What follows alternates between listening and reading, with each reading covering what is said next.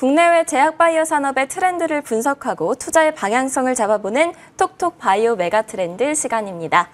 전 세계는 지금 재확산되고 있는 코로나 상황 속에서도 자유로운 경제활동에 집중하고 있습니다. 하지만 그렇게 하지 않고 있는 국가가 있죠. 바로 중국입니다. 중국만은 이런 대세와는 다르게 봉쇄와 해제를 반복하고 있는데요. 언제쯤 중국이 도시 전면 봉쇄를 해제할 것인지 분석하는 시간 가져보도록 하겠습니다. 더불어서 최근 급속도로 퍼지고 있는 원숭이 두창 바이러스에 대한 현황도 살펴보도록 하겠습니다. 국내외 제약바이오 산업에 관련된 다양한 주제로 함께 이야기 나눠주실 분들입니다. 글로벌 제약과 케미칼을 집중적으로 분석하고 투자하는 케미칼 에너지 투자자문의 차홍선 대표 그리고 강혜경 제약시장고문 모시고 이야기해보는 시간 가져보도록 하겠습니다. 안녕하세요. 안녕하십니까. 네, 안녕하십니까. 예. 네, 먼저 강혜경 고문님께 질문 드리도록 하겠습니다. 최근 중국의 코로나 관리 최고 책임자에 대한 교체가 있었습니다. 이로 인해서 중국 제로 코로나 정책에 대한 변화가 있었는지 좀 궁금한데요. 중국의 도시 봉쇄는 언제쯤 다른 나라들처럼 풀리게 될지, 그리고 또 추가적으로 원숭이 두창에 대한 미국의 공중보건 비상사태 선포가 있었는데요. 지금 이와 관련된 투자 전략은 어떻게 가져가는 것이 좋을지 함께 알아보면 좋을 것 같습니다. 네, 먼저 중국에 대해서 좀 먼저 말씀을 좀 드려보겠습니다. 중국에 이제 우리가 상해 지수를 가지고 놓고 보게 되면은 지수가 이제 하락하다가 급 반등하던 시점 두 곳이 있는데요. 2020년 4월 그리고 2022년 4월입니다. 지난번 이제 방송에서도 한번 말씀드렸는데 2020년 4월은 중국이 코로나 이 4백신 임상을 진행한다라고 하면서 지수가 올라가던 시점이고요. 그다음에 2022년 4월은 오미크론에 특화된 4백신 임상을 한다라는 그런 관련 소식으로 해서 이제 지수가 급 반등하는 그런 시점입니다. 그러면 이제 중국은 이렇게 봉쇄와 해제를 지금 반복하고 있는데 우리가 가장 궁금한 거는 봉쇄 해제가 언제쯤 되고 어떻게 이 해제가 될 것인가라는 거잖아요. 그러면 중국이 지금 코로나와 관련해서 어떠한 거를 진행하고 있는가가 지금 아는 것이 중요하다라고 이렇게 봅니다. 그러면 이제 우리가 2020년 4월에 코로나 그 4백신을 임상을 하면서 그 승인이 난 시점 이거를 보게 되면은 6월에 먼저 승인이 1차 나고요. 전 국민 중국 그 국민 대상으로 해서 이제 허가가 나면서 접종이 들어간 시점은 지금 그림에도 있는데요. 2020년 12월이 됩니다. 그러면 2020년 12월부터 중국은 이제 접종을 국민들 대상으로 접종을 시작했고요. 35억 도즈까지 지금 이제 접종을 했습니다. 90% 이상의 접종률을 보이고 있고요. 네. 그런데 지금 그러면 이제 이 오미크론 특화 4백신이 6월 달에 지금 임상이 이제 계속 시작이 됐고 진행하고 있기 때문에 지금 원래 예상대로라고 한다면 8월에 이번 달 안에 말쯤이 되겠죠. 임상에 대한 결과가 나올 수 있겠다 이렇게 분석이 됩니다. 그러면 과거에 2020년에 있었던 이 오미크론 코로나 이 4백신에 대한 개발과 접종 시기까지 보게 되면은 시기가 좀 있죠. 그런데 지금 중국의 상황을 보게 되면은 지난 분기 경제 성장률 거의 0% 나왔습니다. 그런데 지금 최근에 7월 말에 정치국 회의에서도 있었고 언론을 통해서 나오는 것들을 보게 되면은 성장은 좀 이어갈 것으로 지금 중국에서는 원래 목표치는 아니더라도 하겠다라고 하는데 지금과 같은 봉쇄와 해제가 이어진다라면은 성장 어렵다 이렇게 보여집니다. 그래서 중국은 이 오미크론 특화 4백신을 통해서 개발을 하면서 이 접종을 이어갈 것으로 지금 보여지고요. 그러면은 그렇지 않으면 중국의 경제 성장률은 올해 좀 어렵다 이렇게 보여집니다. 그래서 임상이 나오고 결과가 나오고 접종을 하면서 중국은 봉쇄와 이 봉쇄에서 해제를 하게 될 것이다. 이렇게 지금 보여집니다. 그러면 이제 이 봉쇄 기간 동안 중국은 무슨 일을 했었는가라는 건데요. mRNA 백신, 그리고 흡입형 백신, 그리고 경구용 치료제 이런 개발들을 좀 이어갔었습니다. 그리고 고령층에 대한 백신 접종률을 좀 많이 높여왔죠. 그래서 이런 일을 했었고, 그럼 오미크론 특화 4백신이 나오게 되면은 경구용 치료제, 특히 지금 아지부딘이라고 하는 이 경구용 치료제가 중국에서 첫 그 승인이 있었습니다. 2021년도 7월에 HIV 치료제로 항바이러스제 승인이 있었는데 1년 만이죠. 1년 만에 이 코로나 경구용 치료제 승인이 있었고요. 앞으로는 또 이 경구용 치료제가 임상 3상을 다 마친 이런 의약품들이 있기 때문에 승인이 날 수 있다. 이렇게 지금 보여집니다. 그러면 최근에는 무슨 일이 있었는가라고 보게 되면은 질병통제예방센터 CDC죠. 여기를 총괄하는 총책임자가 사임을 했습니다. 그럼 여러분들 생각은 어떠세요? 이 코로나를 관리해오던 이 총괄 책임자가 그만두고 새로운 사람이 지금 대체로 됐습니다. 그 다음에 7월 말쯤에 이제 언론 보도를 보시게 되면 중국 당과 그 임원진들이 중국 백신을 접종했다라는 내용들이 나옵니다.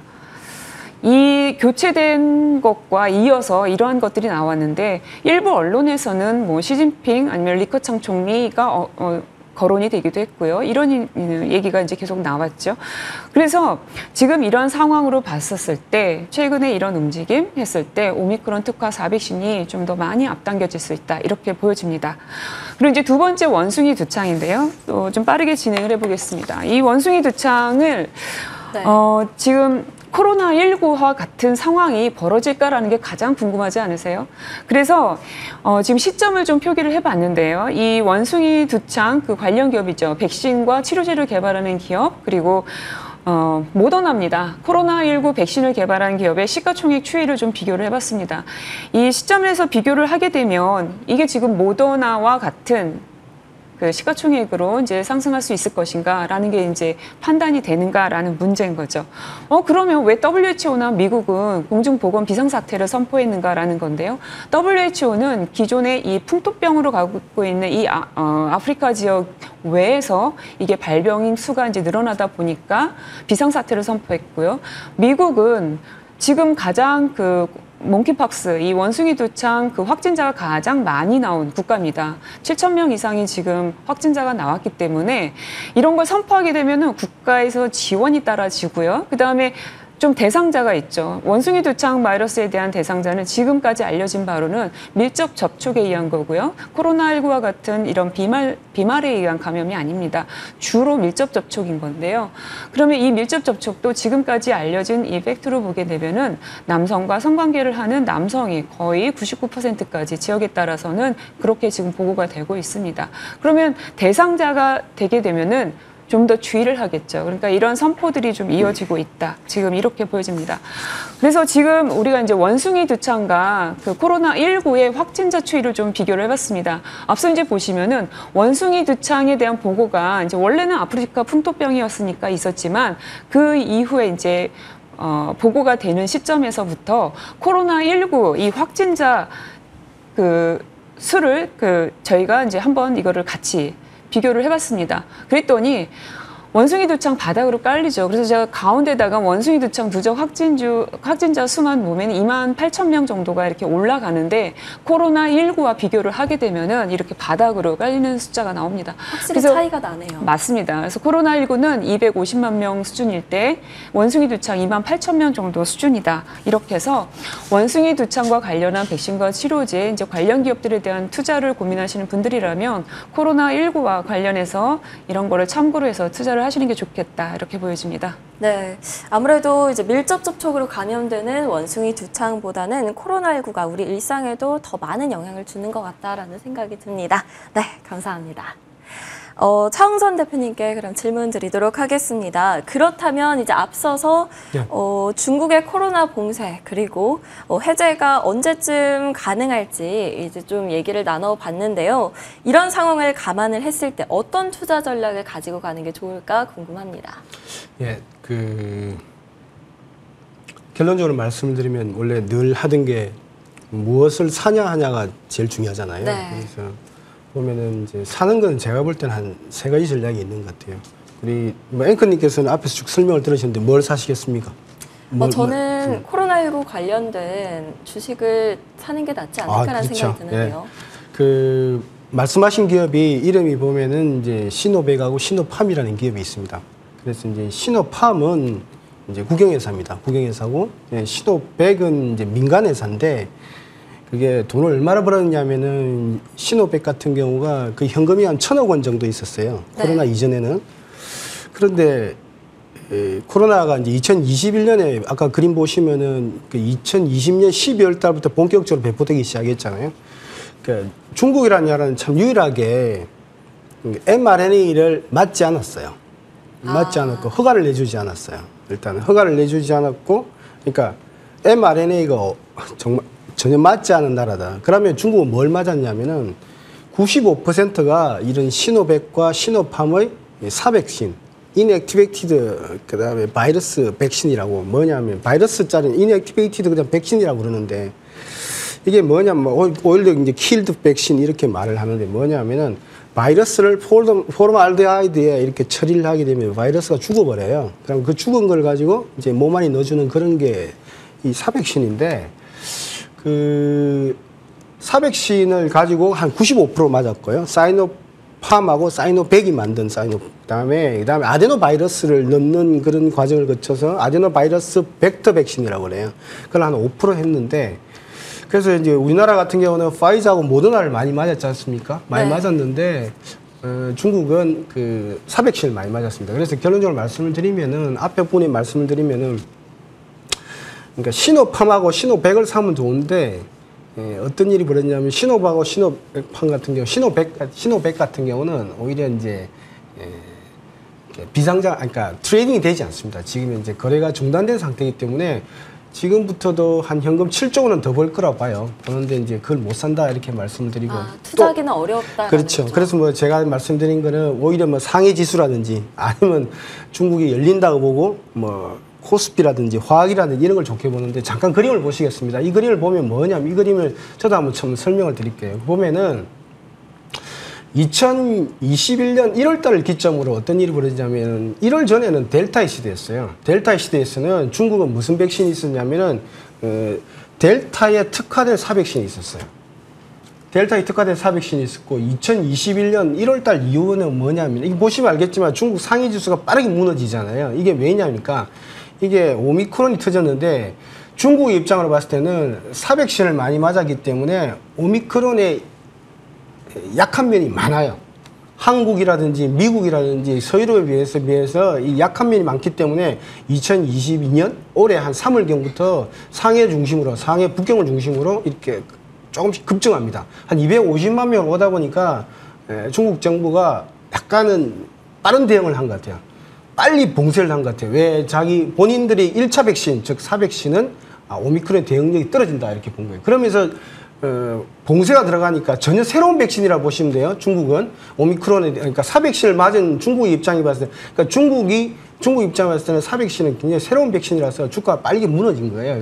그래서 중국 상해지수가 무너졌는데, 상해지수가 바운딩한 걸 그때 시점을 보면은 이 오미크론에 특화된 사백신을 개발한다는 그 소식으로 바운딩해서 올라간 겁니다. 올라갔는데 여기서 좀 머물러야 되는데 절반 정도 올라간 다음에 이게 빠졌던 이유는 미국하고 중국하고 대만을 중심으로 해서 약간의 그런 그 분쟁이죠.